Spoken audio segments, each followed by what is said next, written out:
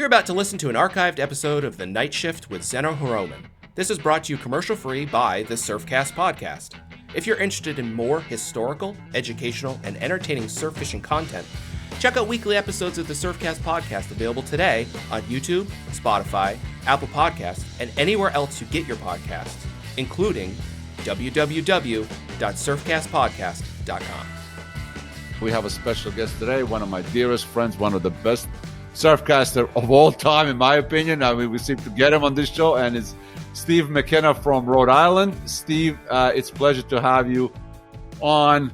What is the name of the show? I forgot. It's like Surfcaster Journal Podcast, Night Shift Podcast. There you go. Night Shift, well, Steve. I appreciate it. I'm very flattered. I'm turning pink over here. You don't have to, man. Steve and I have known each other for a long time, and we're good friends. He's a dinosaur. He'll admit it. He's a dinosaur. How old are you? Pushing 70 something? I'm going to be 71 in June. Yes, and still fishing hard. Yeah, 80, 90 trips a year. Wow, a season. Yeah. Now, you're a Rhode Island guy, right? Always been a Rhode Island guy? Is this from your youth? You born there? Is that how it worked out? This is how it happened. I fished as a kid. I have to thank my dad, God rest his soul, for what he taught me as a young boy. He taught my brother and I how to fish and hunt.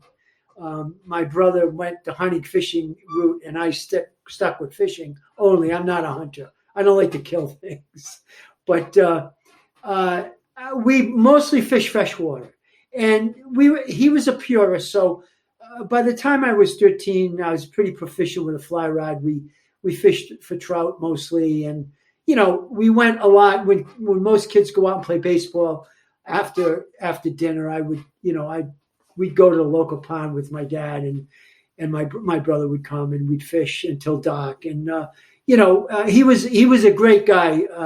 God rest his soul. He died young. He was 55 years old. But the stuff he taught me, a lot of the stuff he taught me then, way back in the 60s, I'm still doing now. Like the improved clinch knot.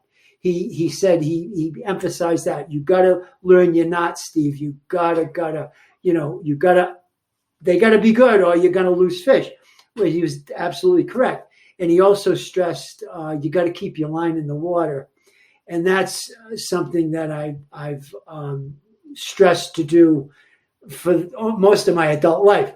Now, striped bass. The way I got involved with striped bass fishing is kind of unusual. I was up at college, St. Francis College in Biddeford, Maine.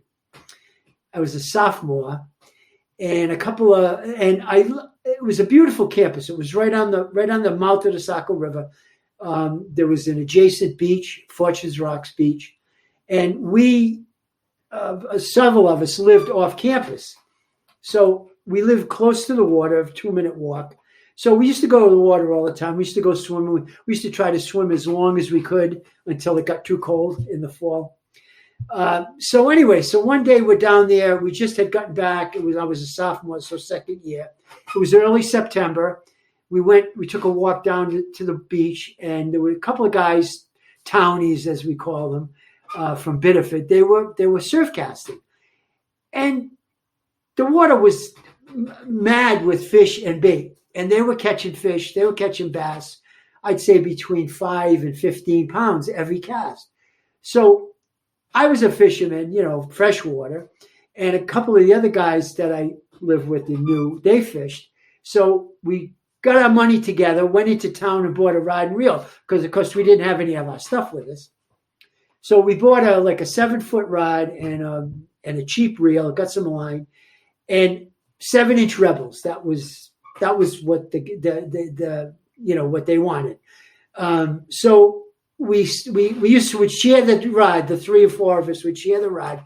I'd catch a fish, then I'd hand it off, and it was good. I mean, it was the end of the fall run in Maine, so it lasted till maybe the end of September, say into October. I think it was quite a long time ago, but we had a few weeks of fishing. And what had happened is I went home and I got my stuff.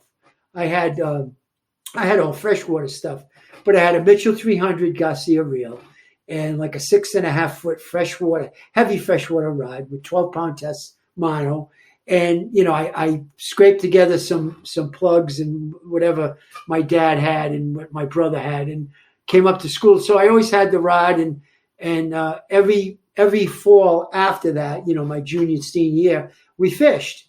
And of course, in May, the bass didn't show up by the time we left. They used to show up in They're June. kind of late season there. Yeah. But it was very good. The bass, the fishing was excellent. Nothing. I didn't know about fishing nights or fishing with bait or anything like that. It was just, we used popping plugs too. I think we used Adam poppers, and of course the 7-inch Rebel was a killer. So when I graduated, I came back to Rhode Island, and I said to myself, Jesus, I'm in the middle of striped bass heaven here. Rhode Island is, Point Jude and the Narragansett, and I'm soaking up all this information as much as I can. I said, I'm going fishing. So I started fishing immediately in 73, and I've been fishing ever since. So this is my 49th year, and I haven't missed a year. Some years are a little leaner than others, but I did manage. I probably averaged 75, 80 trips a year, Life sometimes gets in the more. way sometimes, some years. Yeah. Well, life gets in the way. Wow. Life gets in the way. 73, I was born in 70, so. Well, there you go. So I guess I've seen it all, I'm sure you have. I'm sure you have. Just about. I'm sure you have. Now, how was the fishing when you started in 70s? I assume the fishing was still good, right? It was. You didn't have the knowledge in order to put that. Exactly. I didn't know what I was missing. Kind of, I was lucky enough to get a few very good mentors along the way in the 70s. I joined a club. I joined the Narragansett Pier Sport Fishing Associations. Sounds like a bunch of rich guys, right? But it was just a bunch of real good surf fishermen. Billy Gavitt was in the club, Matty Scolanti, Andy Lamar, Jimmy Ibbison, a lot of guys, mostly boat, but I'm trying to think. John Martini was in the club. Some of these guys, highliners, like Johnny Martini's got like 75 50s or something. In a boat. Right. That's what matters. I still respect that. Ray Jobin was in the club. He's another one. He's got, I think, 150. The guys are super fishermen. So anyway, I had a lot of mentors. I went to the club meetings. And I also had the New England Fisherman. And I got friendly with Tim Coleman, who was the editor at the time. God rest his soul. Timmy was a great guy. He was an enigma, but he was a great guy. And I consider him a good friend. And he passed away. He was in his mid 60s, I believe. He was young. Yeah, he died a little bit too young too. He was still very active, but I before Tim, I had a couple of guys that I like to mention because they got me going the right way. And it was Oliver Gillatone, who's passed away, and a guy named Frank Bonassi, who just happened to be a neighbor of mine. And, he saw the rod on my roof, and he said, "Oh, you like to fish?" Yeah, blah, blah, blah. So we got friendly. And between the both of them, they kind of guided me in the right way. They showed me a lot of spots, a lot of good spots, which I'm still fishing as of now, 2022. And they taught me the right way to fish, for the lack of a better term. And it stood with me for a long, for this amount of time, for almost 50 years, 5 decades, One thing I wanted to mention, it's not really related to this podcast, but it's kind of related to something that you said. I also joined a club in 1994 or 5. I don't quite remember, somewhere around there. So I've been a member of a High Hill Striper Club for that's a long time. And High Hill Striper Club is one of the most famous clubs on the East Coast. It is. And I know that today's day and age, everybody's gravitating to the internet, is looking for the answers, and Sure. we all want the kind of quasi celebrity posting pictures. I get all that. I respect all that, but Yeah. I can honestly say that I wouldn't have accomplished half as much as I have or gained the knowledge if I wasn't a member of that club, because I joined that club because Bill Muller, Doc, was one of the members who was like the big guy, and Fred Schwab, late Fred Schwab at the time. And I see these kids that join maybe High Hill because of guys like me or some other guys in the club. And there's always that if you're willing to learn, you're gonna get not only picked out, but you're gonna get asked like, "Hey kid, how you doing?" People are gonna take interest in what you do because you're so passionate about it. You don't need you just have to have a passion for it. So what I'm saying is, anybody that wants to join the club should join a club. I know it's an old thing, but definitely, it made a big impact in my fishing, and as you said, it just fueled my passion. And I couldn't wait for the monthly meetings. And at the monthly meetings, we would have the general meeting, the business, how much money we had, blah, blah, blah, blah. Then after the meeting, we go get pizza. And that's where all the stuff happened, the good stuff. Well, you're in a room with people who are just as crazy, as passionate as you are, if not more. So how can you not feed off of that? These guys were like sacred, like I remember Matty Scolanti. He quit fishing. He still fishes a little bit, but he quit fishing too soon. He was a hell of a fisherman, mostly Narragansett, but he had other spots. And the guy was a mentor or another mentor to me, and he didn't tell me much, but what he told me, resulted in me catching my second largest fish and finding 2 new spots or 3 new spots that were stellar. I mean, they're just great spots. So, you pick stuff like that up when you join a club and you're with all these people who share the same interests. Well, how did you find spots over the years? You got a long career. Obviously, we all have friends, that put us on good spots. Yeah, it was just kind of a sharing thing. Like back then, there was no internet, there was no websites, there was no Stripers Online, or this or that, or the other thing, Instagram. It was like it took 2 weeks to find out somebody caught fish like down the street. By then the bite was over. By then it was too late. So it was just like someone would say to me, "Oh, I saw Andy Lamar at Snubnose Point the other night," and he was there for 2 nights in a row. So, I give the places a try, even though, nobody was there. I try. I looked around. I went at low water, high water, fished it at high water, low water, went during the day. Check, you got to do all that stuff if you want to do well. I mostly fish Narragansett. So Narragansett is like, there's just so many spots. Like you could probably fish from the north to the south and make 10 casts every 10 feet and maybe pick up a fish or 2 all along the way. But there's like 10 good spots, say. And if you fish those 10 good spots, on a rotating basis, you're gonna do okay. But now, let me ask you something. I know you well enough to have a conversation with you, but I don't know you well enough to understand how your mind works, okay? Oh, okay. Now looking from outside in on stuff that I've heard about you over the years and seen on my own eyes, you seem to be pretty obsessive over things when you zone in on them.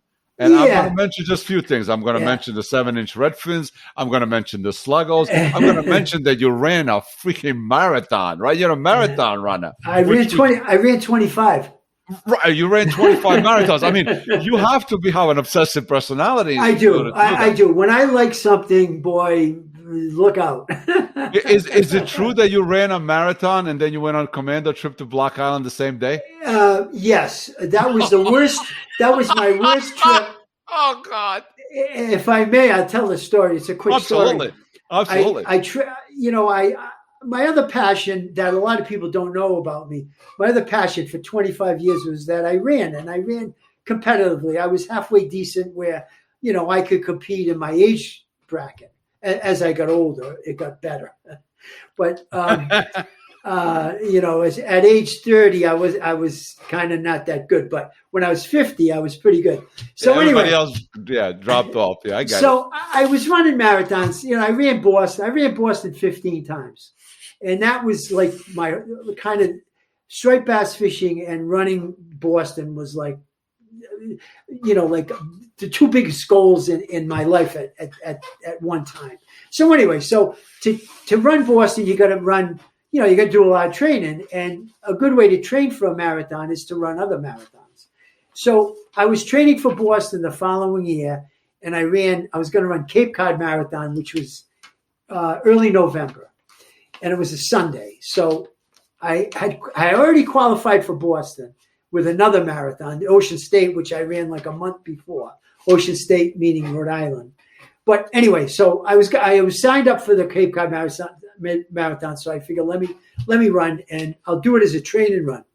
Well, I ended up running 2:51, right, which was like a PR for me at the time. That's a great time. I mean, I ran a marathon. It was 4.5 hours. I was thrilled. But go ahead. Well, I'm not comparing. I'm not comparing at all. No, but at any time, if you can run a marathon, God bless you, because it's not but easy. under 3 hours, that's awesome. Well, Okay, so I did a lot of training, and it was, I sacrificed. I said, all of this is not without a sacrifice. Believe me, I was a very active guy. I guess I guess I could do a lot. But anyway, so I run the marathon. All my buddies, come on, Steve, we're gonna go party. We're gonna do this. We're gonna, a couple of them had motel rooms, so they were gonna have parties and stuff like that. I was single at the time, and a young lady had come up to watch me run, unbeknownst to me, and she's at the finish, so she's looking at me like, "Oh, we'll stick around. We'll, I want to, party with your friends and all this." So I said, "No, I got to go. I'm booked on a 6:30 plane to Block Island." Oh man! So that's when fishing takes over women. I leave, and I'm saying, "Oh my God, what did I do?" Right now, I'm feeling pretty good. I went across the finish line. Some marathons, you only ran one, but some marathons you feel like a piece of crap at the end, which most of the time. But some marathons you feel good, and it doesn't hit you right away. Well, this was one of those that didn't hit me right away. So I drive home like a bat out of hell. I get my stuff. I get dressed, get my stuff. Drive down to Wesley, which is another 40 minutes from my house.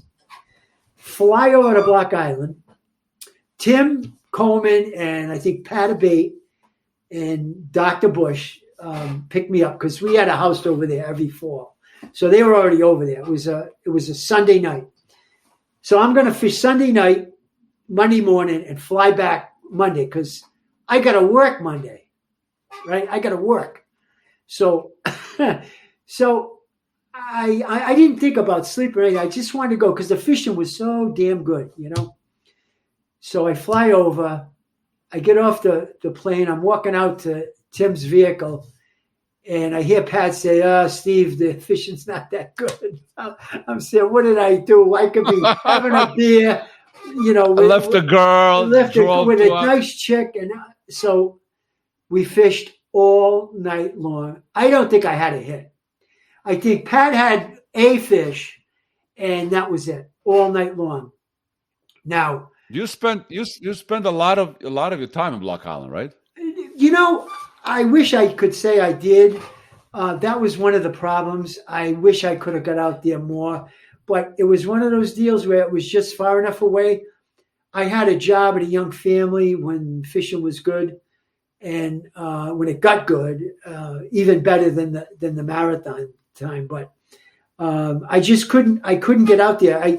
What I used to do is I hate flying, absolutely hate it, but I would do anything for striped bass. So the ferry schedule wasn't good at times, so I would have to fly because the plane went out till 8, 9 o'clock at night, but the ferry course wasn't as generous the schedule. So I'd have to fly over, and of course Tim was over there a lot, and Pat. They were there weekends, and Tim was there during the week. So I kind of could go out anytime I wanted, but it's just to get time away from my daughter and time away from work. You know, it was tough. So I did get out there. I mean, I had a great 4 or 5 or 6 years, and fishing, it was good at, for that long every fall. But that was my biggest complaint. Like, I used to just be pissed because I knew that everybody was, smoking the doors off the fish. And I'm playing with schoolies in Narragansett, because I can't go over there because I got this, that, the other thing the next day. But that's life, life. You gotta do what you gotta do, But why do you think?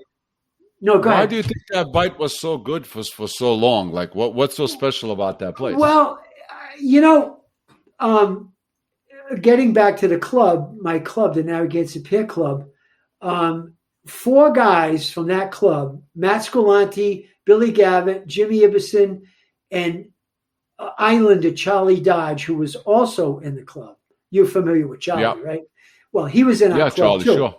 So he said to Matty one day, "Gee, Matt, you got to come out here. The fish are all over the place." He said, we're catching 40s on Adam Poppers or something crazy. So Matty and Billy go out there, and he told me, he says, "Steve," he says, "you wouldn't believe it." So those 4 guys, they were the guys who spearheaded that fishery. And it was in, I'm going to say, 81 maybe, or 80, something like that. So before they told me about it, they told Andy Lamar.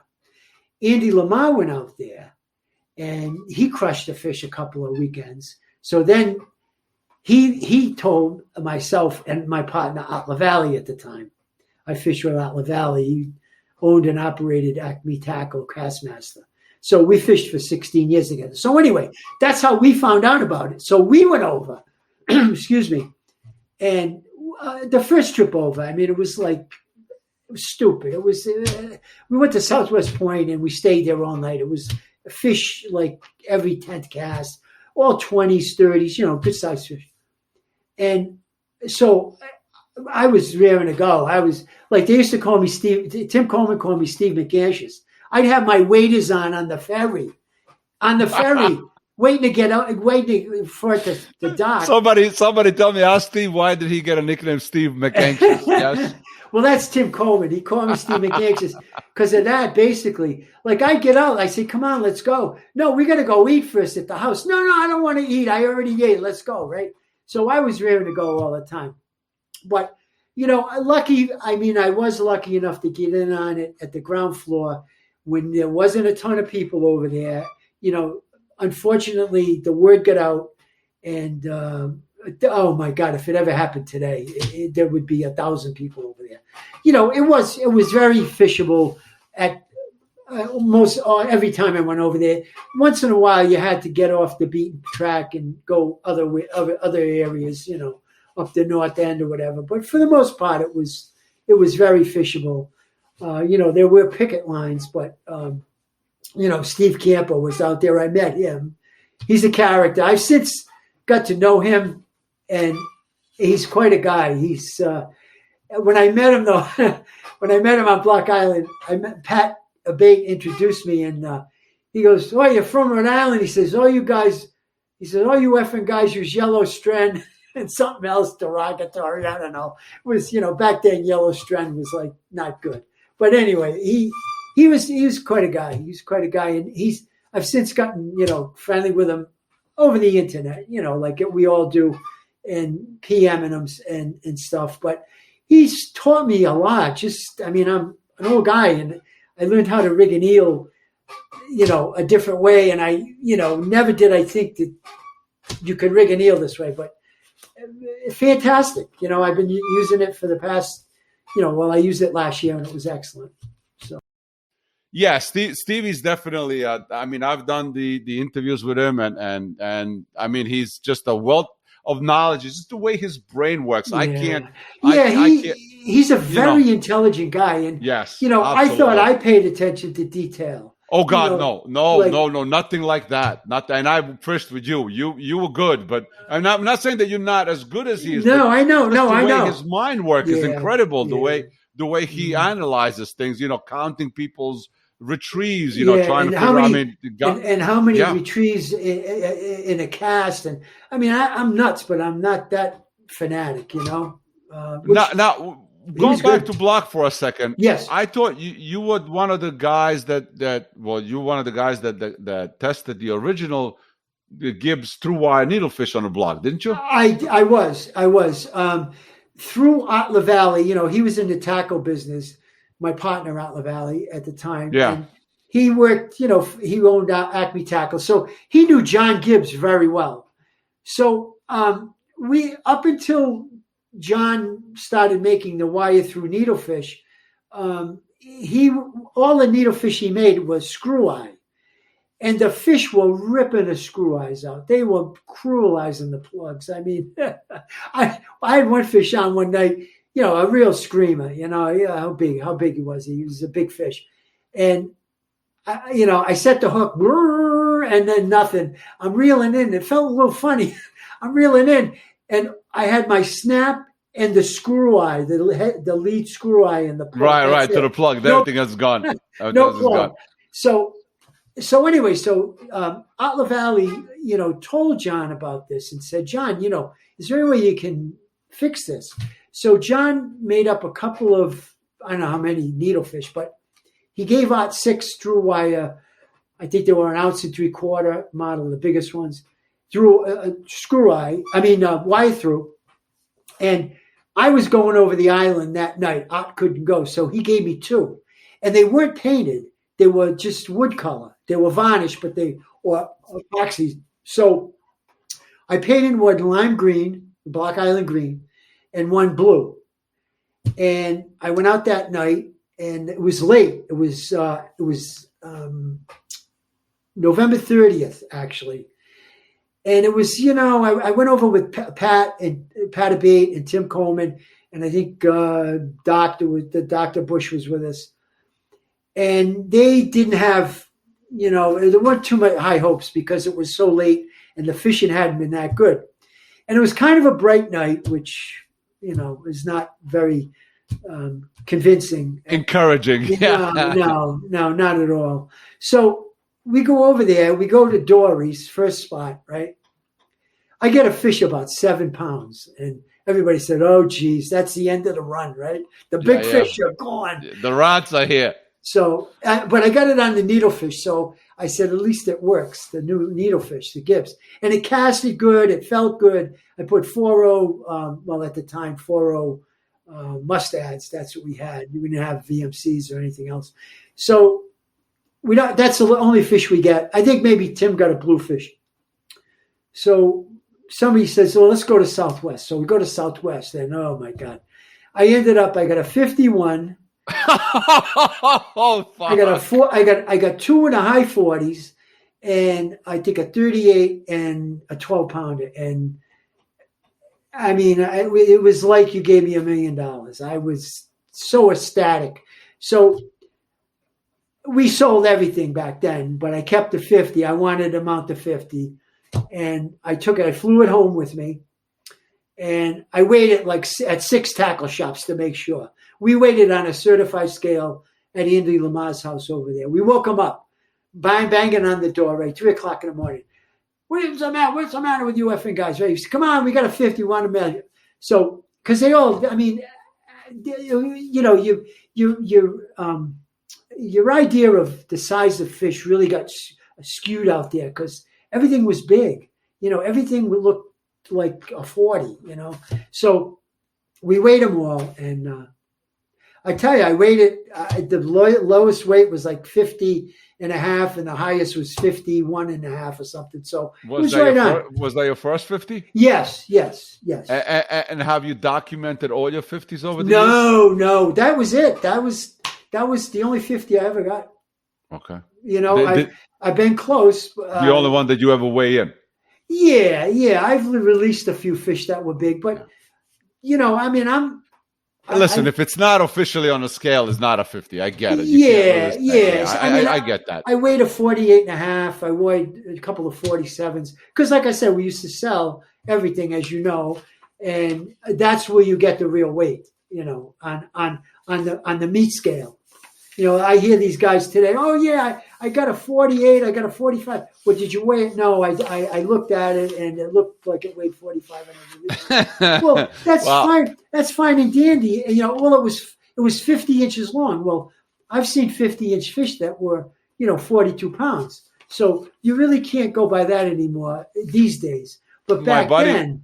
My buddy Ray took a fish. I remember on Mauritius. It was one of the skinniest, longest fish I've ever seen in my life. It's a 50-something inches, barely got 40 pounds. It looked like a bluefish in the spring. It would look like a runner.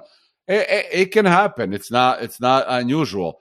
Now, when you say about at the Block Island, you also had a love affair with 7-inch redfins for a long, long time. Well, and I assume did that have to do anything with Block Island, or was that a local thing?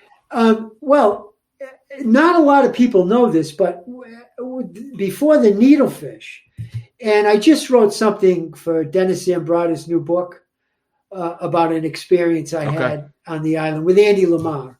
So I talk a little bit about that before the discovery of the needlefish plug out there.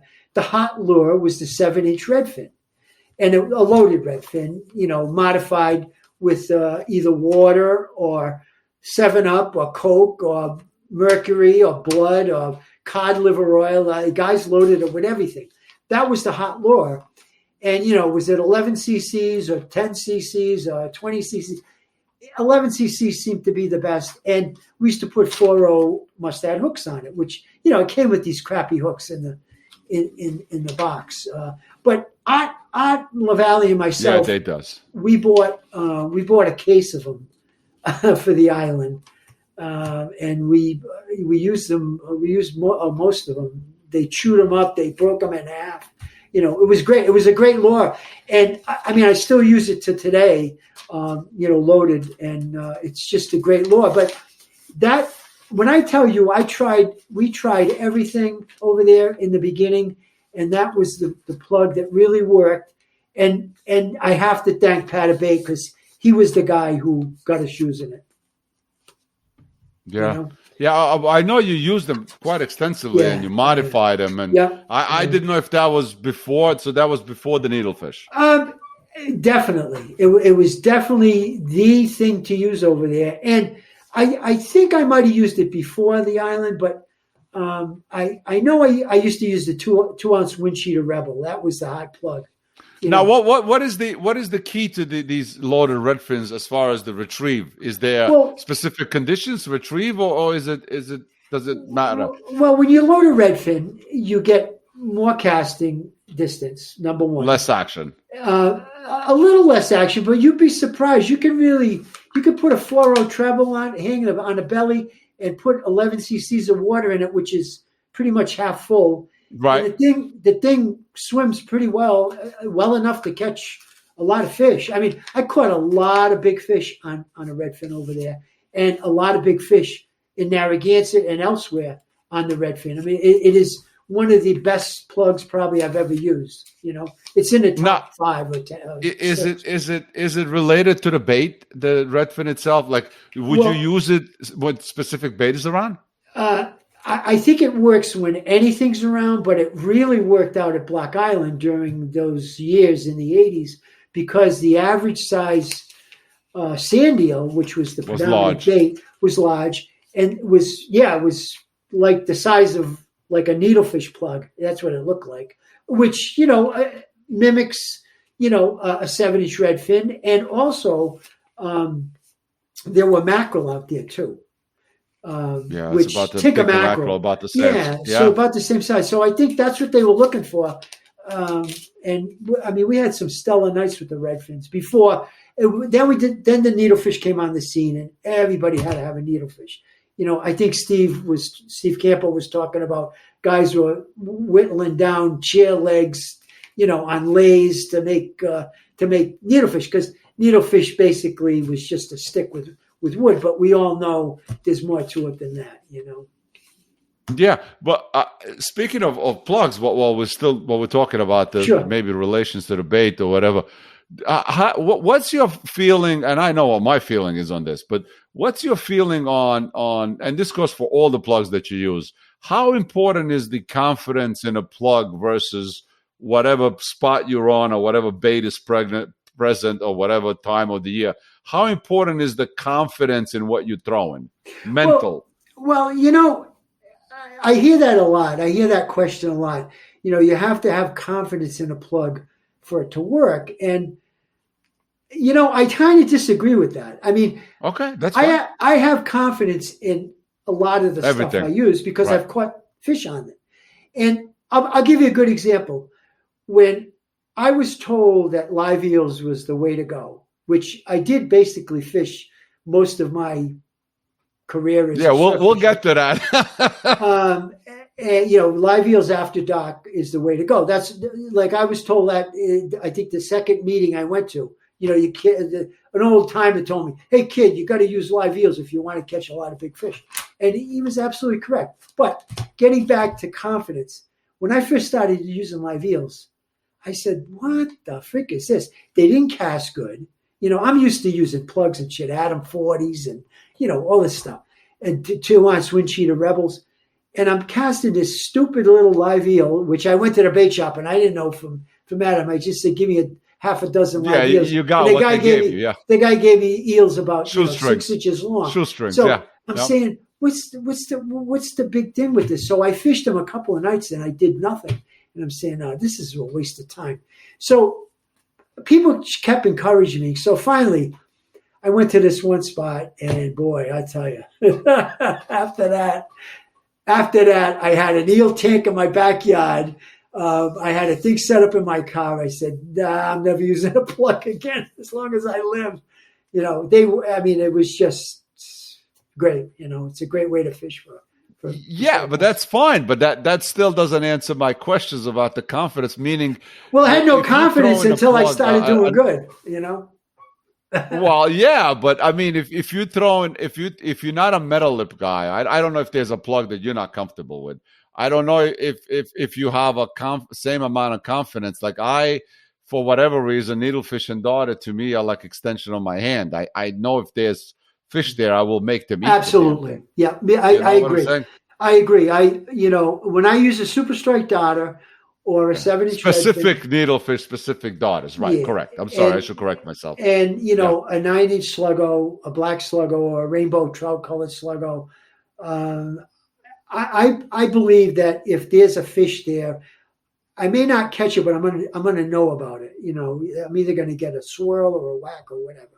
And I think that's what everybody means by confidence. Well, so yeah, I do have confidence in the plugs I'm using because I know that they work because of previous experience. But I also, because I always looked at it like that. First of all, the needlefish will outcast just about every plug in a bag. The proper needlefish in proper conditions. Yes. So, darters only cast nice until the sun comes up, and then you go, "Oh shit, that thing only went 35 feet." They don't cast as well as people think they do. No, they don't. I'm sorry.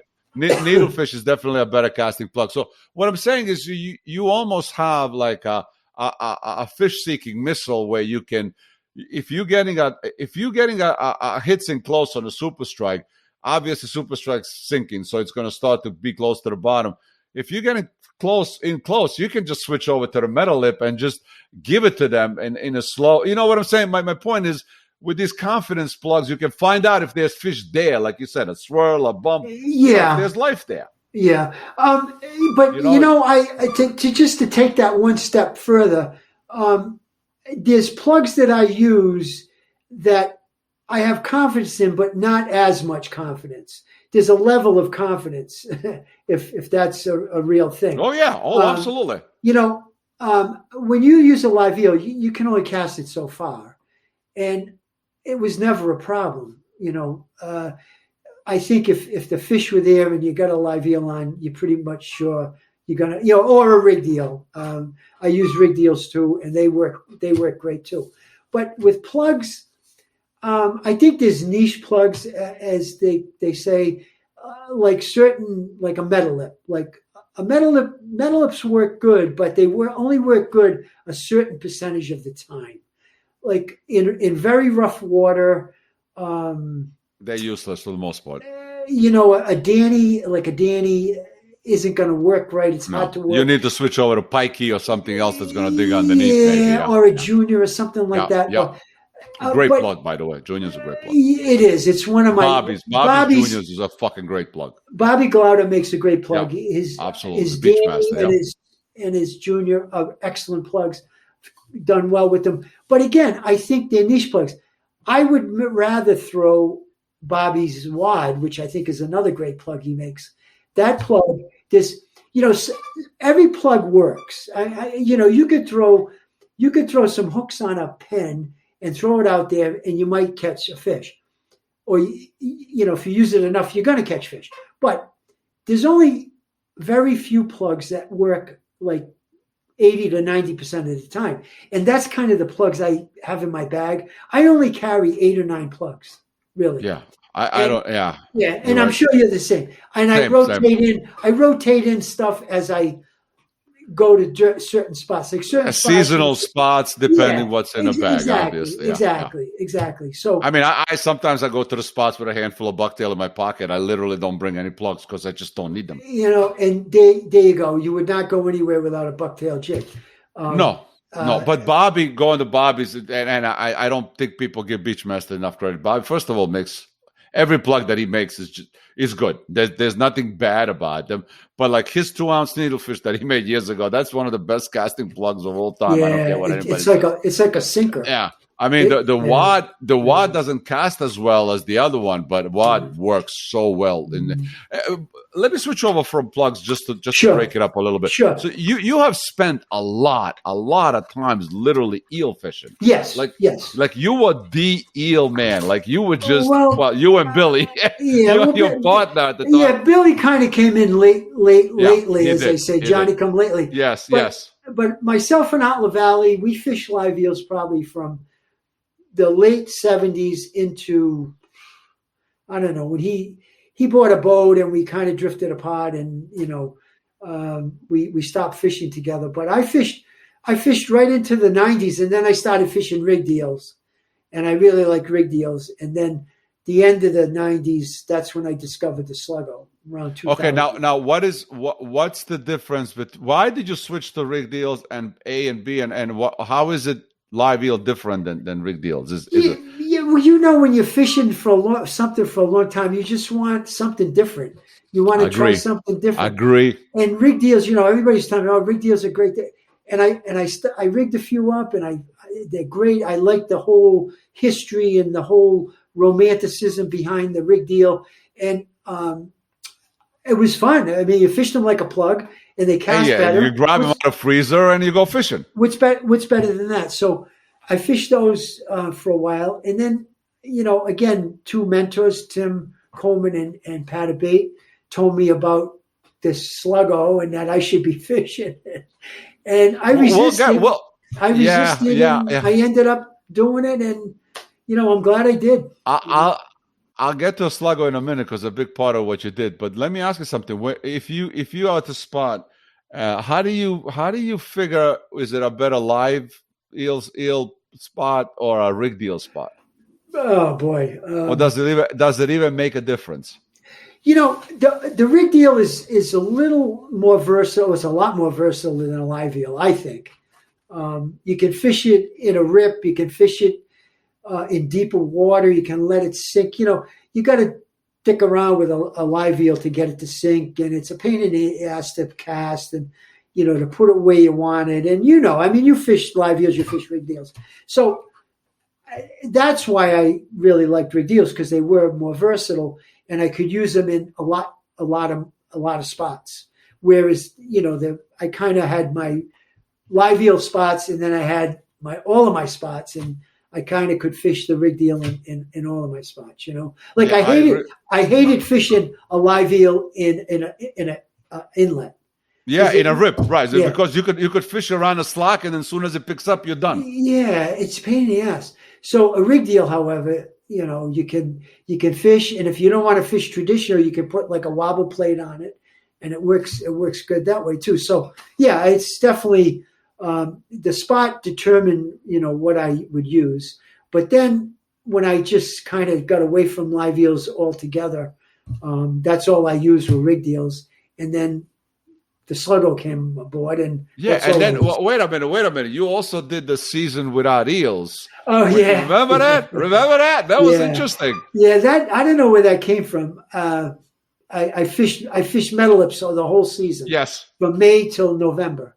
And what was your impression? Good. I did pretty good. I caught a couple hundred fish and caught fish up into the 30s. And, I enjoyed fishing the metal-lips. I learned a lot about metal-lip fishing and which ones were good and which ones weren't so good. And again, all plugs will catch fish, but there's only a few that work really well all the time or most of the time. And getting back to Bobby Glauder, Beachmaster's a pretty damn good plug, boy. I tell you, that Beachmaster Danny, I caught some serious fish on that.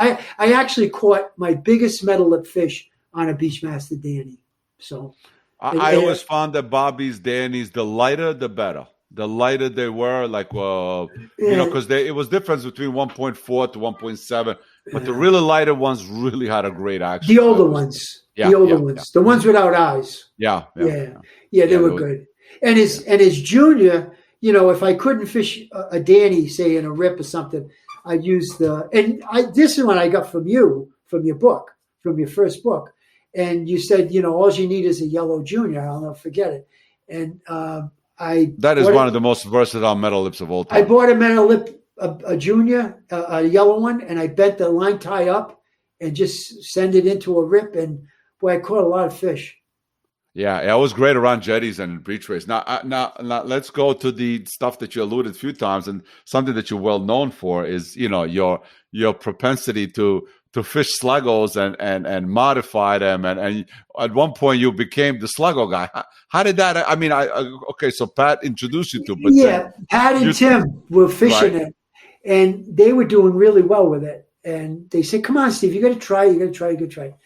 And I guess the guys down in Connecticut were doing it. And, even back then, 90s, we didn't have what we have today. The communication still wasn't great. And, things kind of took a long time to get moving. Well, anyway, I started fishing them and I started catching immediately, but I started dropping, missing fish. So everybody said, they're little, they're the dinks. Yeah, you don't care about those anyway. Because they were fishing with one hook. They'd use a long shank mustad, like the hook that is in a tube. It's kinked. Well, they I don't know the number of it offhand, but they get this. It was like an 8-0, and it was a very long shank. And they get two pair of pliers and bend it out straight. And it would, when they insert it in the Sluggo, it would reach almost in half the Sluggo. So it was 9-inch Sluggo. It was like almost 4.5 inches long. So they wrap a little Dacron on it and put a little super glue, measure it out and put it in. And that's it. That's how they fish with it. But I tried it and I did well with it. I started catching fish immediately, but I was missing fish. So I said, let me tinker around with it. So I said, let me rig it like an eel. Yeah. So I put 2 hooks in it and I started hooking fish, right? And one night I hooked a fish on a tail hook that was 42 pounds. So there you go, the little fish hitting the tail and missing. I said, geez, how many of these fish did I miss?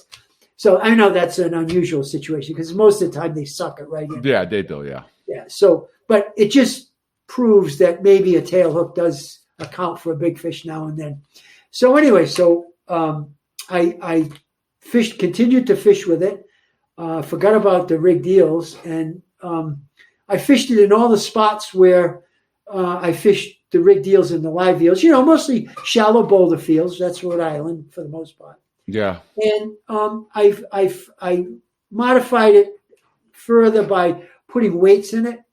Right, in the sides and in the tail. The Sluggo weights. Yeah. And I got that info by working at a tackle shop. I worked at a tackle shop as my retirement job. As the Ocean State. Quaker Lane. Quaker Lane, right? Yeah. Quaker Lane. And after I retired, I got a job there. Kingstown, but a freshwater bass fisherman, largemouth bass fisherman, was buying these insert weights by Lunker City, who makes the Sluggo.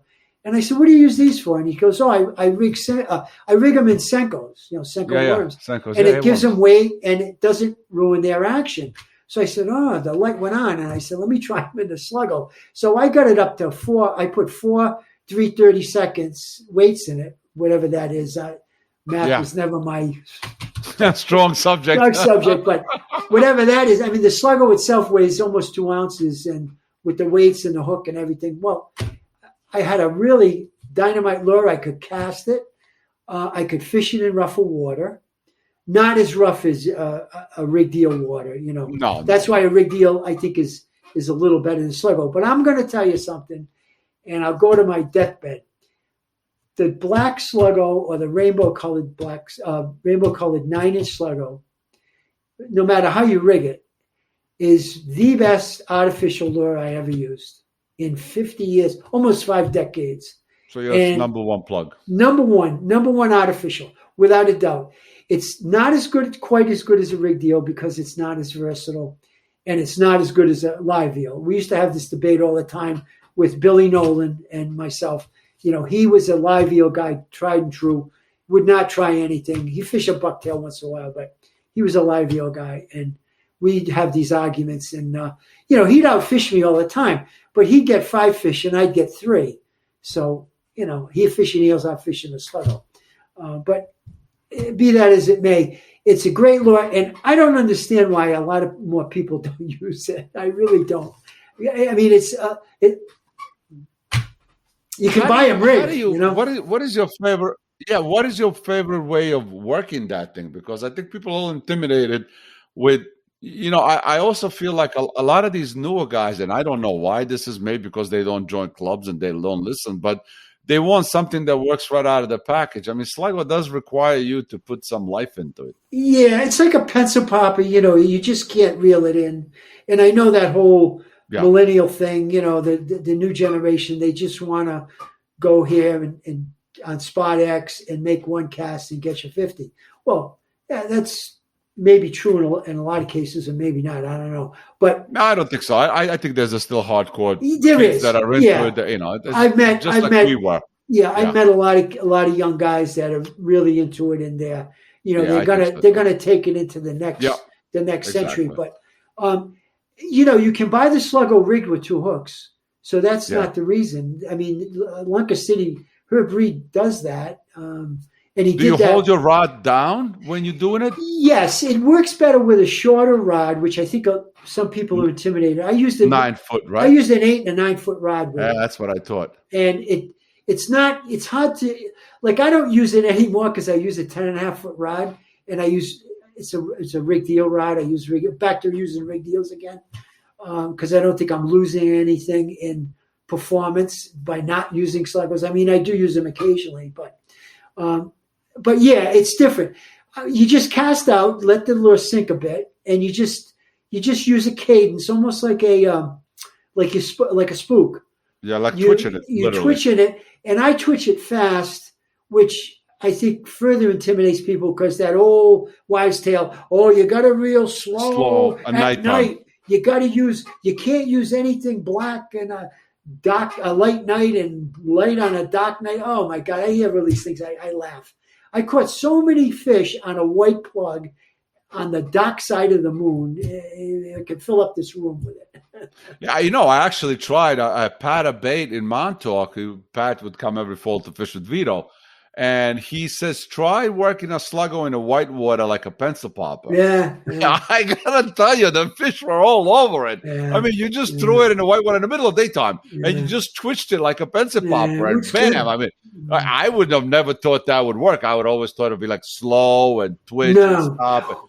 Well, it'll work that way. I've had fish hit it just like a live eel or a rigged eel on the drop. On a drop. As soon as it hits the water, it's dropping, and boom, you're on. So what does that tell you? They're looking at, the only action is it's descending, and it looks good. It's black. It's rainbow trout color or whatever color they think it is, and it's dropping. So it's good enough to eat. So they just suck it in. But it's a very good big fish lure too. Like a lot of like the SP minnow, everybody says don't use it because it's it only catches schoolies. And well, I can tell you, since I started using the Sluggo, I've taken 740s on it, and that's contemporary times. There's no big fish around. So numbers are 30 and 20. So it does catch big fish at night. Like now that we established that you became a dinosaur, are we allowed to talk about the super secret spook that you refused to talk about for 20 years? Oh yeah, I see that. Yeah, the dock. I fished with Steve years ago. He's like, you can't tell anyone about this lure. I'm like, Steve, everybody knows about it. He's like, really? I'm like, yes. I know. To be fair, people don't know about it, but they kind of in the last few years, it's become a regular lure. Yeah. It's what is it? Freshwater lure named Doc, right? With the what it is, it's a muskie lure. It was developed by muskie fishermen or for muskie fishermen. Yeah. And it comes in all different colors, but you want to get the blank bone color. Bone color, yeah. It's like a redfin. Redfins are blank underneath their bone, and it works good. It's just this, it's one of those lures that just works good all the time. It's not one of these things where you wouldn't have confidence in using it. When you use that, if there's a fish around, you're going to know about it. Even a dink, even a small fish is going to. It does not cast well into the wind. No, it doesn't. I use the mid-size one, the one that Skinner uses. Yeah. And I see him catch some nice fish on it. So I have been using that, but I don't know. The jury's still out. I've been fishing more during the day now, or I do fish more during the day than I ever have since I'm fully retired. Right. I fish a lot with Dave Pickering, who is, in my estimation, he is the best bass fisher on daytime I've ever met. This guy can catch a bass in the middle of the day in a mud puddle, a striped bass. He's excellent. He catches all size fish. A lot of people think he just catches schoolies. He does. He catches a lot of schoolies, but he catches big fish too. So, but the guy is, I've learned so much from fishing during the day because I wasn't a daytime guy. I stayed away from it, no, strictly nighttime, but now I have the time. My wife's understanding. So I go in the afternoon, because I have trouble staying up after like 10 o'clock. That's okay. It all comes with age. It's waiting for me too. Listen, another nickname that you have known over the years was a Van Stol Steve. Oh, geez. I knew that was going to come up. Well, I mean, Van Stol Steve is, that was your handle on the SOL, if I remember. Yeah, Timmy Coleman named me that also. He had fun with a group of us. He would write stories, semi-fictional stories about us. And, Pat was Pat of Bait. Bait, okay. And this other guy, Joe Phillips, was Joe Pack, because he used to bring like 100 plugs with him. And he'd end up using a bucktail. But he'd have a pack on his back, like full of plugs. But I was Steve McAnxious because of the story I told you. And I was always raring to go. And then I was Steve Van Stol. Because he thought at the time, I think I had like 5 Van Stols. He thought like that was so extravagant. Why would you need 5 Van Stols? Right. The reason I bought them is because I learned that sometimes things don't last long and companies go out of business. And I really loved the Van Stol. I had like the 12th or 13th one made, the 300 from Robbie Coellen. I was one of the first guys in line to get one, and I loved it. I loved the 300. And then they came out with the 200. I said, holy crap, this. I died and went to heaven. So now. So 8-9 foot rod, of course. Yes, yeah. Now 22 of them later. I have 22 now. 22 of them? All right. So I'm all set for life. If Van Stol goes out of business tomorrow, I'm all set. Yeah, well, you have done a lot of good promoting those reels too and using them over the years. To be fair, people see you using it. The kids see you on a breachway, and then they go and want to get one. Craig Cantemo has been very, very good to me, and it's a good product. It really is. Like their pliers, everybody complains about their pliers. I don't complain about their pliers. The cutters are there to cut the braid. They're not there to cut the hook. Take it for what it is. That's right. And Craig gave me a pair like 20 years ago, and they're still going. They look brand new. I have mine from 2001, so that's 20 years old on my belt. Yep. They're on my belt once. Yeah, they're great. Great product. First of all, they are great products, and Craig is a great rep, and I don't know anyone who he didn't help. Yeah, exactly. It's remarkable that one person can touch so many lives and so many people and help but he's always there. He's always around. So I have to give him props. Yeah, exactly. He's one of the only guys in the business where if I send him a text, he answers like immediately. So he's great product. It's a great tool to use. I use crack 300s and 706 pens coming up, in the 70s. And I tried a bunch of other reels I didn't care for.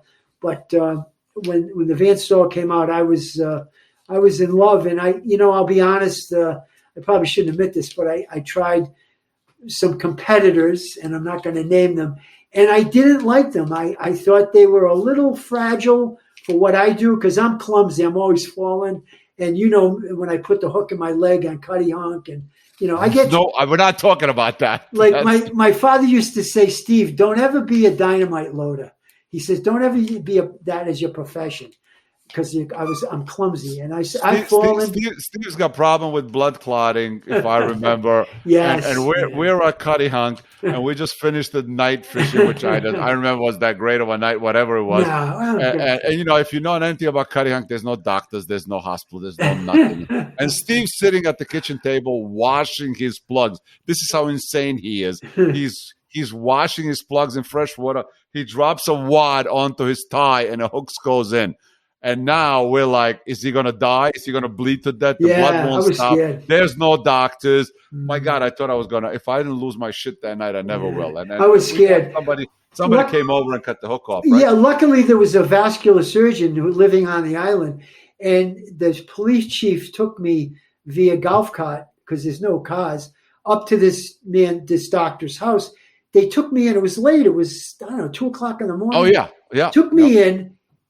He goes, he looked at my leg. He said, okay, I got to cut it out. So he says, get up on the table. I get up on their kitchen table, and he operated on me. And he cut it out of my leg, and he bandaged me up, and he said, no more fishing, Steve. Go home tomorrow. So I did. Yeah, that's bad. Right. You left the next day because, you had a blood clotting issues and was just afraid that, something could have went bad. Of all the places that you fished, though, what is there a favorite scenery? Like, is the block favorite, or is it Cape? Is it Breachways? Like, what do you enjoy doing the most? I got to tell you, Block Island, great fishery. Love fishing over there for the fish, but to go over there, I'd rather go to Nantucket or Martha's Vineyard. I've never been to Long Island. I never got to fish Montauk, but I would say my favorite spot to fish is in Narragansett, Rhode Island. I got to tell you. I'm a dope, I guess. Yeah, no, mine are right down Jones Beach, just done.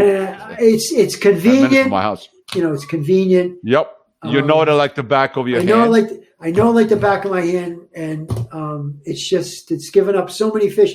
It's a place where there's always a fish or two, even on the worst conditions, the worst of times.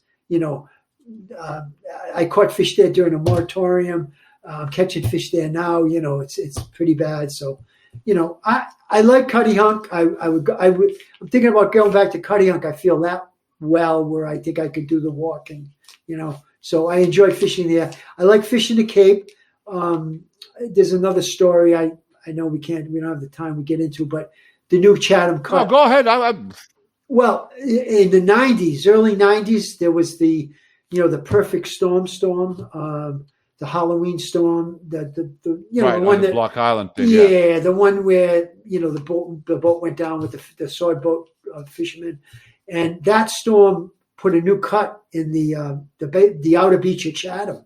So for the next 2 years, the fishing was fabulous. When I tell you fabulous, it was all sand eel fishing or sand eel bite.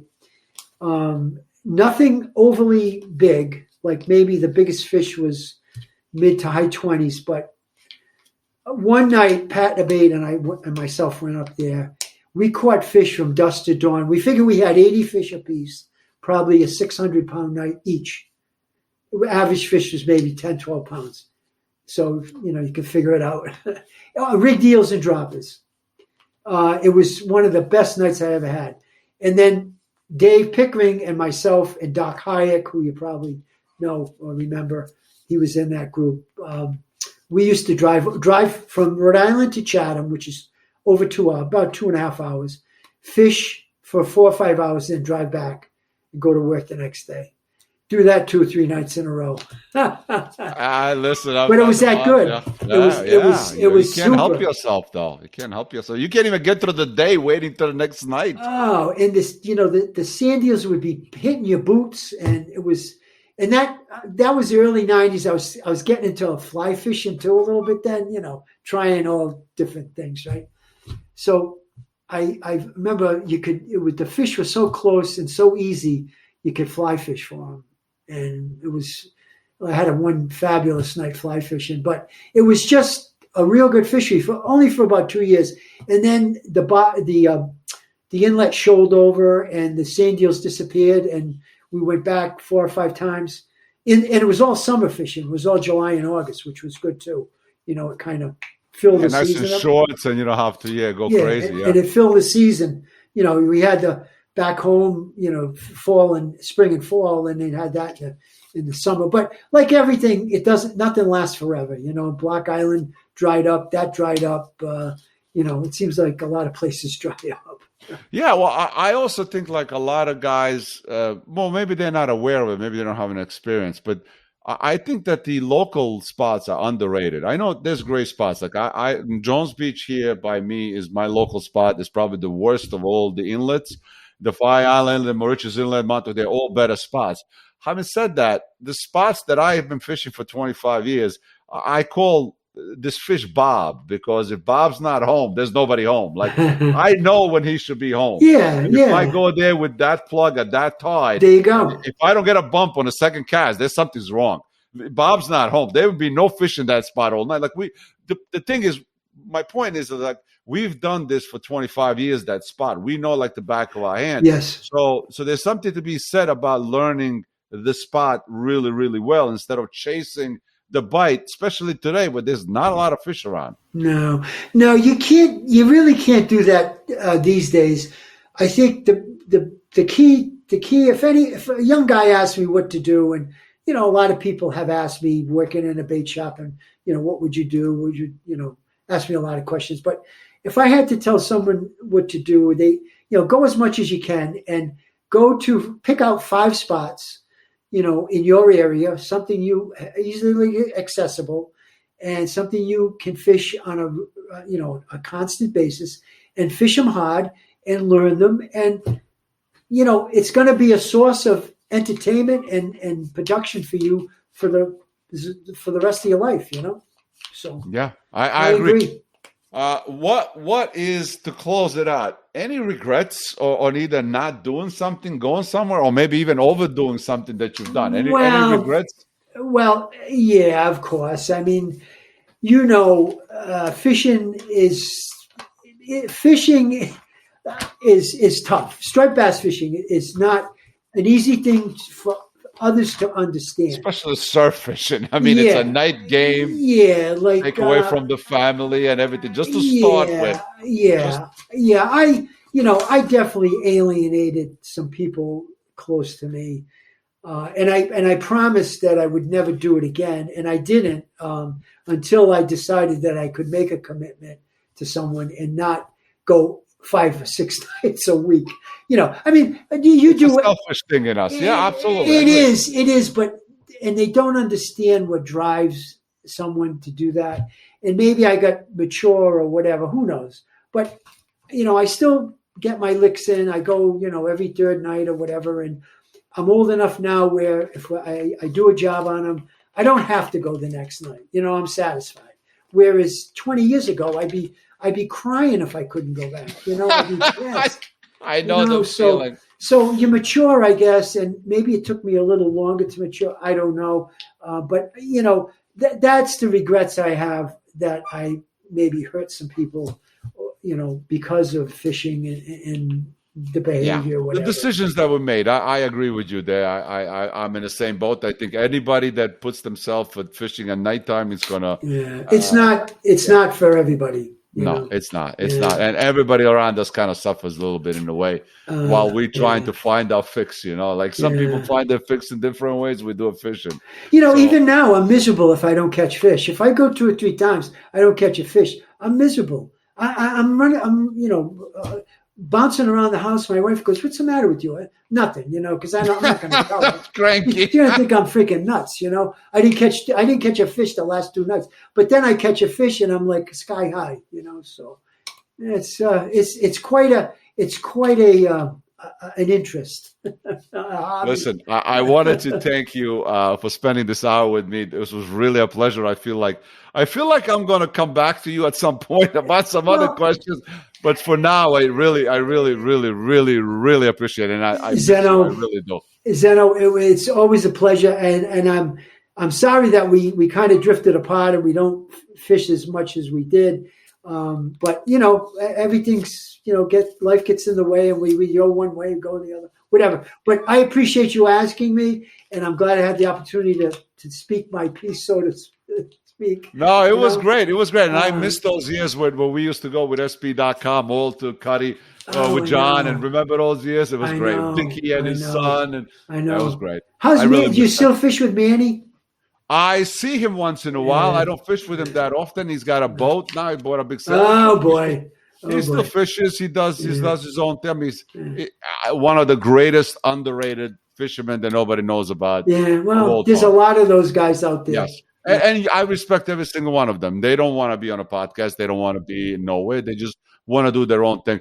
To close out, I'm going to give you a story about Manny. Right? So we're at the Cuddy Hunk. Me and Chef Andrew.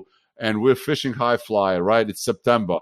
3 nights. We don't get a bump. 3 nights. Now it's the 3rd night. We swim out to the big rock. We're on the rock. We cast it. After the 3rd night, you're like, you lose. You lose it. You lose it. You just don't have any hope, okay? And he's like, I think I got a bump. I'm like, you're kidding. Yeah, really? I was throwing metal lip, right? He's like, wow. I'm like, wow, bump after 3 days. There's life in here. All of a sudden, the light goes off at the corner of the cove, right? Yeah. He goes, you tangled up to me. I'm like, there's a guy out there. And the man jumps in the water and swims up to us. And he's like, you got me tangled. I said, how long you been standing there? He goes, 3 nights. Oh, no. He never put the light on. Really? 3 days, we never knew he was right next to us. He was like a ghost. Wow. So, that's amazing in itself. Yeah, so I have to give guys like that a lot of credit. They want to be private. They want to do their own thing. I do too. And he's a hell of a fisherman, and I would love to pick his brain, but it is what it is. Well, I tell you, Z, thanks for asking me, and I anytime we'd be happy to do it if it's entertaining. If people want to hear it, I don't know. You're always welcome, and you're always interesting. And I think I'm going to come back to you. And thank you again for joining us. Okay? Anytime, Z.